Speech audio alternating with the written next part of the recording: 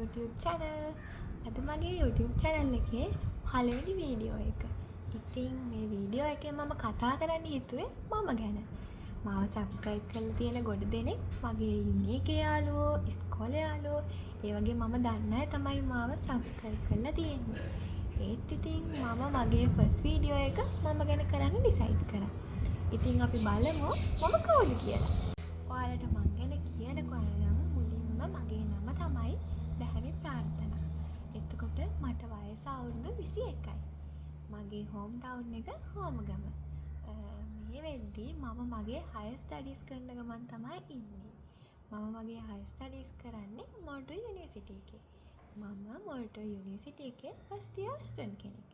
එතකොට මගේ ඩිග්‍රී එක තමයි fashion design and product development. ඉතින් ඔන්න ඔය දේවල් තමයි මේ දවස්වල මගේ ලයිෆ් එකේ අප්ඩේට් වෙලා තියෙන්නේ සහ ඔයාලත් එක්ක මම බෙදාගන්න හිතපු දේවල්. ඔයාලට තව දැනගන්න දේවල් තියෙනවා නම් පල්ලෙහාන් කමෙන්ට් එකක් දාගෙන යන්න. මම ඔයාලා හැමෝටම රිප්ලයි කරන්නම්.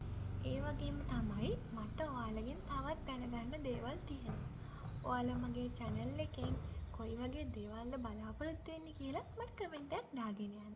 ඔයාලා කැමති යුනි එකේ දේවල්ද නැත්නම් මගේ ලයිෆ් එකේ දේවල් ගැනද නැත්නම් කොයි වගේ දේවල් ගැනද කියලා කමෙන්ට් එකක් දාගෙන යන්න.